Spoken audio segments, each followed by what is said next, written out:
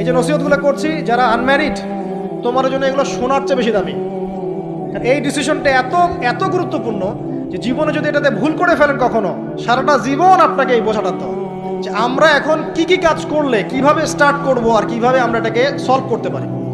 এই সলিউশনটা দুই রকম। এক নম্বর হচ্ছে যারা অলরেডি পরিবারে ঢুকে গেছেন তাদেরকে অন্য জায়গা থেকে শুরু করতে হবে।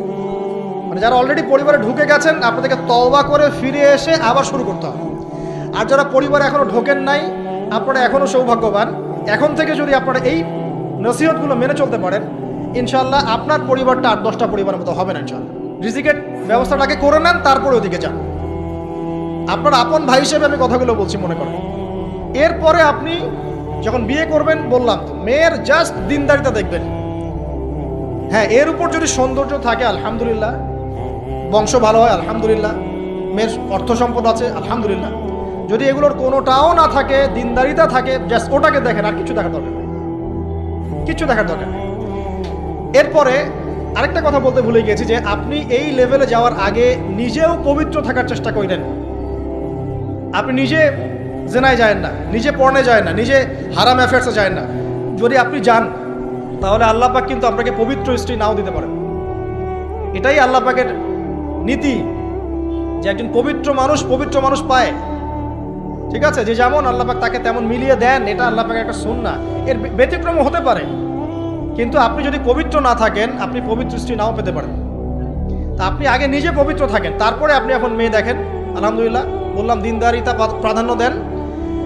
এখানে হাদিসে এটা বলা হয় নাই যে 4টা গুণ দেখে বিয়ে করো, বরং বলা হয়েছে 4টা গুণ দেখে সাধারণত বিয়ে করা হয়। ঠিক আছে, করো আদেশটা এমন নয়, ইনকাহ কথাটা এমন নয়, বা ইনকাহু এমন নয়, তুনকাহু মানে বিয়ে সাধারণত করা হয়। কেউ টাকা দেখে, কেউ সৌন্দর্য দেখে, কেউ দেখে বংশ। তুমি দেখো দিন। নবীজি বলছেন তুমি দিন দেখো, না হলে তোমার হাত ধুলোয় ধূসরিত হবে, মানে ধ্বংস হয়ে যাবে তুমি। আর দিন দেখার ক্ষেত্রে শুধু বাইরের গেট আপটা যথেষ্ট নয়, তার পড়াশোনা দেখেন, তার হিস্ট্রি ঘাটবেন, তার অতীতে সে কোথায় কোথায় পড়াশোনা করেছে, কি করেছে, খোঁজ খবর নেবেন। হুট করে তাড়াহুড়া করে কোনো ডিসিশন নিয়ে ফেলবেন, এটা খুব ভুল করে মানুষ। ঠিক আছে, তার হিস্ট্রি ঘাটেন যে সে কোথায় পড়াশোনা করেছে, কি করেছে না করেছে। তার পরিবারের বায়োডাটা ঘাটেন, তার পরিবারের সদস্যরা কেমন, নামাজ পড়ে কিনা, তার ইসলামের প্রতি কেমন ধারণা পোষণ করে। তার মাকে দেখেন, তার মা পর্দা করে কিনা, তার মা ইসলামের উপর আছে কিনা। তার নানিকে দেখেন, তার পরিবারবর্গকে দেখেন, তারপর আপনি ডিসিশন নেওয়াটা সহজ হবে। এগুলোর চেয়ে ব্যতিক্রমও হতে পারে। ওই আজারের পরিবারে ইব্রাহিমের জন্ম হতে পারে, ফেরাউনের আন্ডারে আসিয়ার জন্ম হতে পারে, থাকতে পারে, কিন্তু এটা ব্যতিক্রম। নর্মালি কিন্তু সবসময় এমনটা হয় না। যে প্যারেন্টিংস দিয়ে তারা বড় হয়েছে, ওই প্যারেন্টিংস তাদের মধ্যে থেকে যায়। এই কারণে মেয়ের ব্যাপারে খুব সেন্সিটিভ থাকবেন। আগে পুরো বিষয়গুলো ঘেটে নিয়ে তারপরে আপনি কোনো জায়গায় পা দেন। তারও আগে ইস্তেখারা করবেন আল্লাহর কাছে, যে আল্লাহ আমি তোমার কাছে ইস্তেখারা করছি, আমি জানি না যে কোনটা আমার জন্য ভালো হবে, কোনটা খারাপ। আল্লাহ এটা যদি আমার জন্য ভালো হয় সহজ করে দাও, যদি খারাপ হয় আল্লাহ দূর করে দাও। নিজের উপর চাপ নিয়েন না। তারপরে যদি দেখেন আলহামদুলিল্লাহ দিনদার, আর ডানে বামে দেখার দরকার নাই। যদি আপনি আপনার মনের মতো দিনদার পবিত্র একজন মেয়ে পেয়ে যান, আর যদি সে সুন্দরীও হয় মাশাআল্লাহ, আর ভালো বংশের হয়, তাহলে সারাটা জীবন তাকে নিয়ে কাটিয়ে দেন, সারাটা জীবন তাকে নিয়ে কাটিয়ে দেন, আপনি হ্যাপি হবেন ইনশাআল্লাহ। ডানে বামে দেখার আর দরকার নাই। যদিও একাধিক বিয়ের অনুমতি আছে, কোরআন সুন্নাহয় সব কিছুই আছে, কিন্তু এখন বাস্তবতাটাও বুঝতে হবে। কীরকম?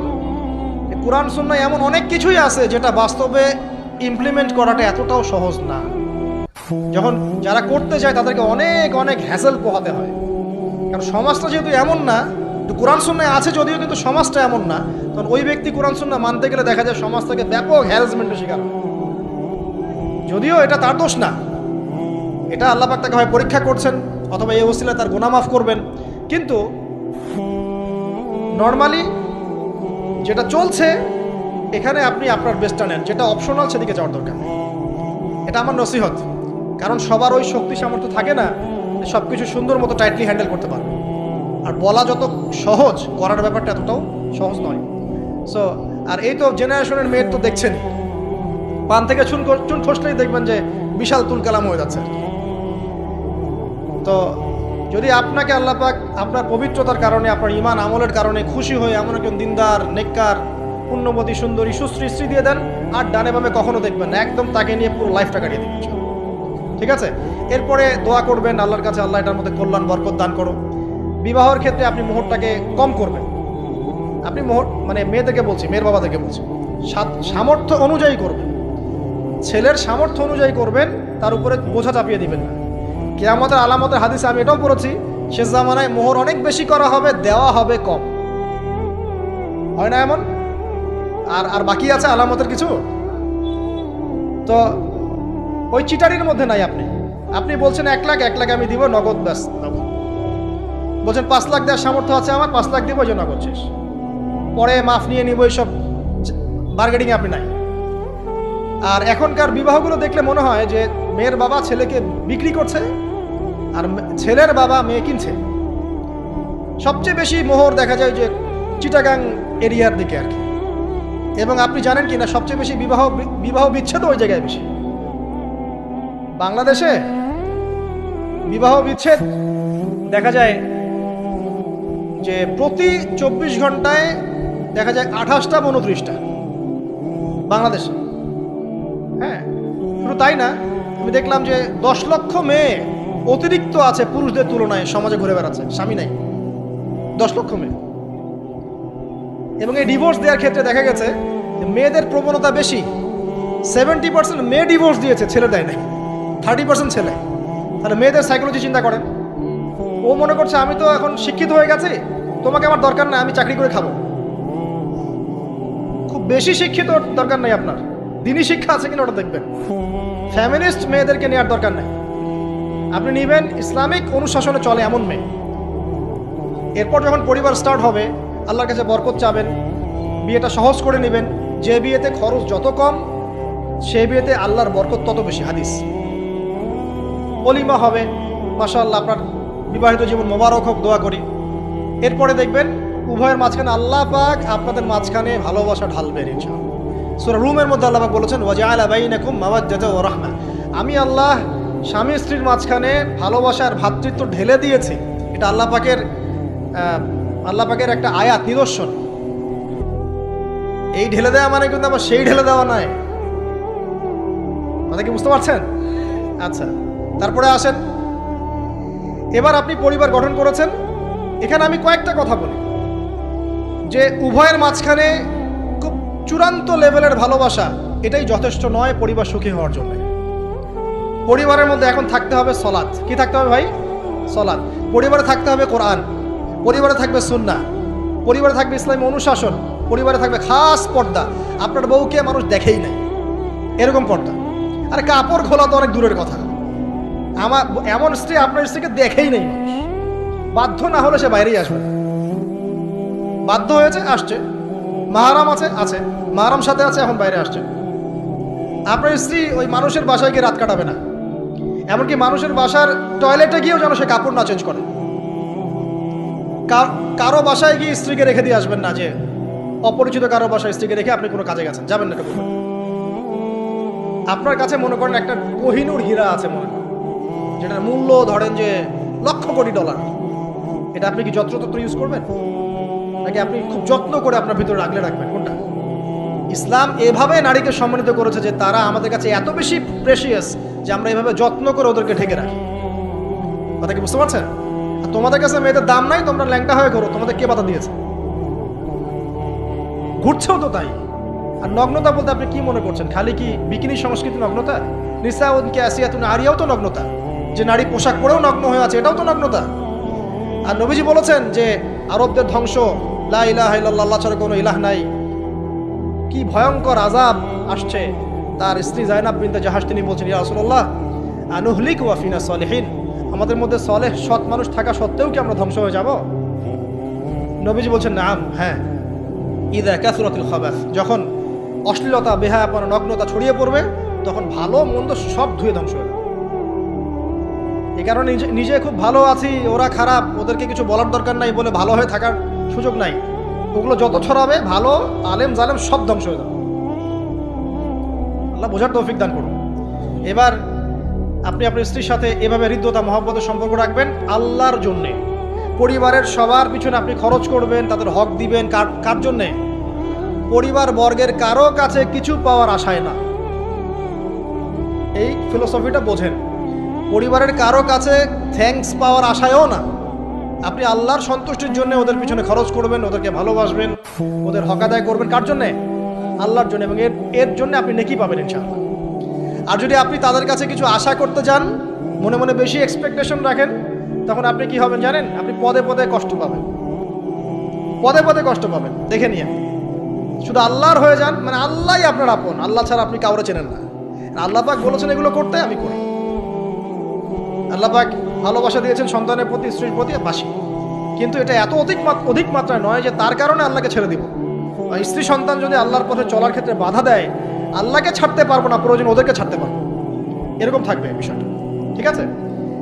আরেকটা কথা বলি, শুধু ভালোবাসাই আদর্শ দাম্পত্যের জন্য যথেষ্ট নয়।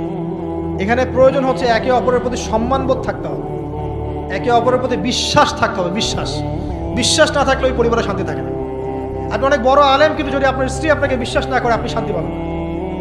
আপনি জানছেন আপনি ইনোসেন্ট, আপনি অনেস্ট, কিন্তু আপনার পরিবারের সদস্য, আপনার স্ত্রী আপনাকে বিশ্বাস করছে না, তখন আপনি পরিবারে সুখ পাবেন না। বিশ্বাস খুব ইম্পর্টেন্ট। আমি তো বলি যে ভালোবাসার চেয়ে বিশ্বাস বেশি ইম্পর্টেন্ট। কারণ আগে ইমান না আগে আমল? কোনটা আগে? ইমান মানে কি? বিশ্বাস না? আগে বিশ্বাস, তারপরে না আমল? ভালোবাসা একটা আমল, আর বিশ্বাসটা কি? ইমান। আমার প্রতি যদি আপনার ইমান না থাকে, তাহলে আপনি আমাকে ভালোবাসবেন কিভাবে? বিশ্বাস থাকতে হবে, স্বামীর প্রতি স্ত্রী, স্ত্রী প্রতি স্বামী। এবং এখানে পুরুষদেরকে সহনশীল হতে হবে, কারণ আপনার স্ত্রী সারা জীবনে আপনাকে প্রচুর পেইন দিতে পারে, এবং এটা মেয়েদের ফিতরত। এখানে সবরের জাজল্যমান দৃষ্টান্ত স্থাপন করতে হবে, নসিহত করতে থাকতে হবে ততদিন পর্যন্ত যখন আপনি দেখছেন যে হ্যাঁ এগুলোতে কাজ হচ্ছে। যদি করতে করতে করতে করতে কাজ না হয়, দেখা যায় এই ফিতনায় জর্জরিত থেকে আপনার দিনের পথে চলাটা ব্যাহত হচ্ছে, তখন আপনার উচিত হবে আসহাবুল কাহাফের মতো চিন্তা করা। ইশারা দিলাম, যথেষ্ট। পরিবারে পর্দা থাকবে, সন্তান হবে, এখন আলহামদুলিল্লাহ সন্তানদেরকে প্রতিপালন করবেন ওই যে মা হাজেরা তার মতো, ওই যে আপনার কি বলবো রাসূলুল্লাহ সাল্লাল্লাহু আলাইহি ওয়াসাল্লামের সাহাবায়ে কেরাম তাদের মতো করে।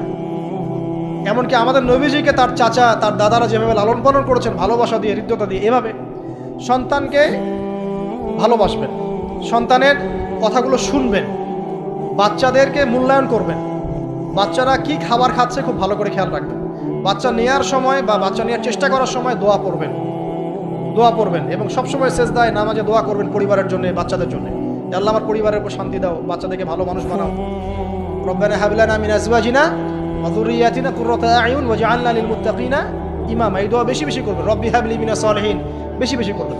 আপনার একটা নেক সন্তান আগামীতে এই উম্মতের দায়িত্ব নিতে পারবেন ইনশাআল্লাহ। হাজার হাজার গবাদি পশু দরকার আছে, একটা ইব্রাহিম, একটা ওমর, একটা খালিদ বিন ওয়ালিদ আপনি জন্ম দিয়ে দেখান, ওই একজনই যথেষ্ট ইনশাআল্লাহ।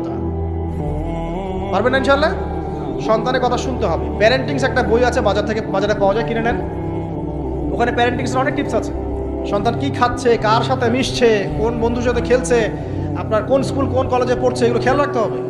কোন ডিভাইস ইউজ করছে, বাসায় সন্তান কি পরিবেশ দেখে বড় হচ্ছে, পিতামাতার মধ্যে ভালোবাসা দেখে বড় হচ্ছে নাকি ঝগড়া দেখে দেখে বড় হচ্ছে, এটা খুব ইফেক্ট করে। সবচেয়ে বড় কথা, সন্তানকে পিছন থেকে আপনাকে বুস্ট আপ করতে হবে। আপনার সন্তানকে আল্লাহ পাক নির্দিষ্ট একটা প্রতিভা দিয়ে পাঠাবেন। হয় সে ভালো লিখতে পারবে, না হলে ভালো বলবে, না হলে ভালো খেলবে, না হলে কিছু একটা ভালো চিন্তা করবে, ভালো আর্ট করবে। ওর প্রতিভাকে ওর উপরে চাপিয়ে দিবেন না। ওর যে প্রতিভা আছে ওই প্রতিভা অনুযায়ী তাকে বেড়ে উঠতে দেন। হাতের আঙ্গুলগুলোকে জোর করে করে টেনে সোজা করার দরকার নাই, আঙ্গুল ভেঙে যেতে পারে। আঙ্গুলকে বাড়তে দেন। ওকে আল্লাহ পাক একটা রং দিয়েছে, একটা প্রতিভা দিয়েছে, ওকে বিকশিত হতে দেন। ওর গন্ধটা আমরা যেন পাই, ওর গন্ধ পরিস্ফুটিত হতে দেন। ওকে চাপ দিবেন না। এখনকার পরিবারে প্রচুর চাপ, দেখবেন যে সন্তানের পিতামাতারা চাপ দিতে দিতে সন্তান আত্মহত্যা করে ফেলছে, করছে না? রেজাল্ট খারাপ হলো, কি চাপ, কি করলি সারা জীবনে, এসএসসিতে A+ পাইতে পারলি না, বেচারা গলা লটকাইতে মরে গেল। কি হয়েছে? এসএসসিতে রেজাল্ট খারাপ হয়েছে তো কি হয়েছে? জীবনে এটাই সব কিছু? একটা না হয় দুর্ঘটনা ঘটে গেছে জীবনে, তাকে জীবনে নষ্ট হয়ে গেছে নাকি? পিতামাতার চাপের কারণে চাকরি পাইস না, সারা জীবন ধরে খাওয়াইলাম পড়াইলাম, চাকরি করতে পারিস না, আমাদেরকে দেখতে পারিস না, চাপ দিতে দিতে বেচারা এখন মাদকের দিকে। পরিবারের চাপ নিতে পারে না, ওই যে মাদকের কাছে গিয়ে শান্তি খুঁজতেছে। তারপরে যে ওই যে পতিতালয়ে গিয়ে শান্তি খুঁজতেছে, গার্লফ্রেন্ডের কাছে শান্তি খুঁজতেছে। তো পরিবার থেকে চাপের এই সংস্কৃতি বন্ধ করতে হবে। পরিবারের সন্তানদেরও পিতামাতাকে চাপ দেওয়া উচিত নয়, পিতামাতার উচিত নয় সন্তানকে চাপ দেওয়া, বরং তার প্রতিভাটাকে ফাইন্ড আউট করে আপনি বিচক্ষণ বাবা হিসেবে আপনি দেখবেন যে তার প্রতিভা কোন দিকে আছে, সেদিকে আপনি তাকে নিয়ে যাবেন। আর যদি আপনি আল্লাহওয়ালা হন, দেখবেন ইনশাআল্লাহ তার প্রতিভা ইসলামের দিকেই থাকবে ইনশাআল্লাহ। ইমাম বুখারীর মায়ের কথা শোনেন নাই? তার মা সারাদিন কান্নাকাটি করে দোয়া করতো, আল্লাহ আমার ছেলেটাকে দিনের জন্য কবুল করো, আমার ছেলেটাকে দিনের জন্য কবুল করো। তার চোখের সমস্যা ছিল, তিনি চোখে ভালো করে দেখতে পারতেন না, মায়ের দোয়ার বদৌলতে আল্লাহ পাক তার চোখের সমস্যা দূর করে দিয়েছে। এখন ইমাম বুখারী রাহিমাহুল্লাহর কিতাব সবাই পড়ছে না? একজন মায়ের তাড়না দেখেন, মা সন্তানের জন্য দোয়া করবে, আল্লাহ আমার সন্তানটাকে দিনের জন্য কবুল করো। বাবা দোয়া করবে, আল্লাহ আমার বাচ্চাটাকে দিনের জন্য কবুল করো। এই যে বাবা নূহের তাড়না দেখেন, ইব্রাহিম আলাইহিস সালামের তাড়না দেখেন, রব্বি হাবলি মিনাস সালিহিন, আল্লাহ আমাকে সুসন্তান দান করো। চাপ দিয়েন না, সন্তানের প্রতিভা অনুযায়ী আপনি তাকে বিকশিত হতে দেন, ইনশাআল্লাহ দেখবেন একদিন সে আপনার মুখ উজ্জ্বল করবে ইনশাআল্লাহ। আর চাপ দিলে কি হবে জানেন? অকালেই ঝরে পড়বে, অকালে ঝরে পড়বে, ওর মাইন্ডটা বিক্ষিপ্ত হয়ে যাবে, তখন পরিবার থেকে তার একটা দূরত্ব সৃষ্টি হবে। আর ওই সুযোগ শয়তান নিবে, খারাপ বন্ধুর পাল্লায় পড়বে, আয় গাজা একটা টান দে, আয় একটু ইয়াবা খা, একটু এটা কর সেটা কর, আস্তে আস্তে দেখবেন হারায় গেছে অন্ধকার জগৎ। অন্ধকার জগৎ একবার হারায় গেলে আর ফিরে পাবেন না। এটা কি প্র্যাকটিক্যাল কথা না ভাই? মেয়েকে চাপ দিবেন, দেখবেন যে বেঁকে বসছে। যদি ছোটবেলা থেকে মেয়েকে আপনি সুন্দর হিজাব পোশাক তরবিয়ত দিতে পারেন, এই মেয়ে বড় হয়ে ইনশাল্লাহ বেলাইনে যাবে না। ছোটবেলা থেকে ওকে যদি আপনি নায়িকাদের মতো মানুষ করেন, আর বড় হয়ে পস্তাবেন আমার মেয়ে কেন ছেলের হাত ধরে পালা গেল, এটা তো আপনার জন্য হয়েছে। ছোটবেলা থেকে এই সন্তানের অনুশাসনটাকে ঠিক করতে হবে। ওই যে বললাম, পিতা মাতা যদি দিনদার মুত্তাকি পরিষ্কার হয়, তাদেরকে দেখেই সন্তান শিখবে। আমরা যখন সেজদা করি, আমাদের ছেলে মেয়েরা পিঠে উঠে আসে না? ওরাও দেখবেন সেজদা করার ট্রাই করে না? মসজিদে নিয়ে আসেন বাচ্চাকে, দেখবেন ও দেখে দেখে দেখছে যে কি করছে এরা, কি করছে। ও তখন নিজেও একটু হাত বাঁধার চেষ্টা করে, এমন করে দাঁড়া থাকে, খেয়াল করে নাই? হাত তুলে।